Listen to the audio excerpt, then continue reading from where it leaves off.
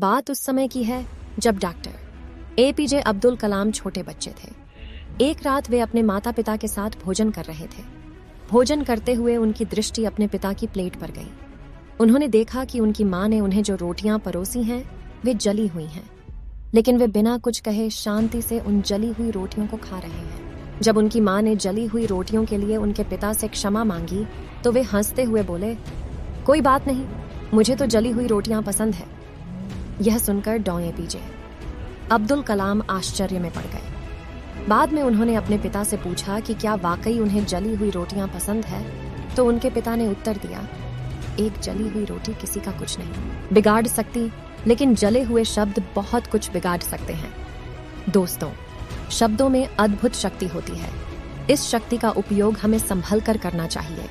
हमारे द्वारा कहे गए गलत शब्द किसी को आहत कर सकते हैं और संबंधों में दरार डाल सकते हैं। इसलिए जहां तक संभव हो छोटी छोटी गलतियों को नजरअंदाज कर देना चाहिए और जहां आवश्यक हो वहां अपनी बात प्रेम पूर्वक रीति से ही समझाना चाहिए। सन 1975 में डॉ एपीजे अब्दुल कलाम को भारत के सैटेलाइट लॉन्च प्रोग्राम SLV-3 का प्रमुख बनाया गया। इस प्रोग्राम का मिशन 1980 तक सैटेलाइट रोहिणी का प्रक्षेपण करना था।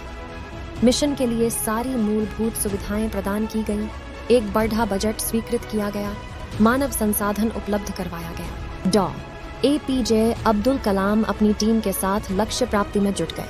आखिरकार कड़ी मेहनत के बाद 1971 में वे सैटेलाइट लॉन्च करने की स्थिति में पहुंच गए। अगस्त 1991 में सैटेलाइट रोहिणी को लॉन्च करने की तैयारी कर ली गई। प्रोजेक्ट प्रमुख होने के कारण जब डॉ APJ Abdul Kalam control room में बटन दबाकर सैटेलाइट लॉन्च करने के लिए आगे बढ़े, तब कंप्यूटर ने लॉन्च के लिए आवश्यक समस्त चीजों को चेक करने के बाद इंस्ट्रक्शन दिया कि प्रोजेक्ट में कुछ कमियां हैं जिन्हें सही करना आवश्यक है। जब डॉ एपीजे अब्दुल कलाम ने अन्य एक्सपर्ट से सलाह की तो सबने उन्हें यकीन दिलाया कि सब कुछ सही है और कंप्यूटर के निर्देश के बाद भी डॉ एपीजे अब्दुल कलाम ने सैटेलाइट रोहिणी लॉन्च कर दी।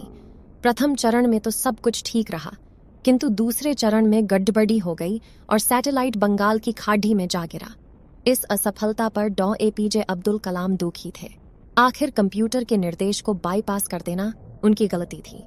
लेकिन Indian space research organisation ISRO के चेयरमैन प्रोफेसर सतीश धवन ने प्रेस कॉन्फ्रेंस बुलवाई और प्रोजेक्ट की असफलता की सारी जिम्मेदारी स्वयं के कंधों पर ले ली। उन्होंने कहा कि तकनीकी खामियों के चलते यह प्रोजेक्ट असफल हो गया, किंतु सभी खामियों में सुधार कर यह प्रोजेक्ट अगले वर्ष तक पूर्ण कर लिया जाएगा। अगले वर्ष जुलाई 1980 में सैटेलाइट रोहिणी सफलतापूर्वक प्रक्षेपित कर लिया गया। पूरा देश इस सफलता पर गौरवान्वित था।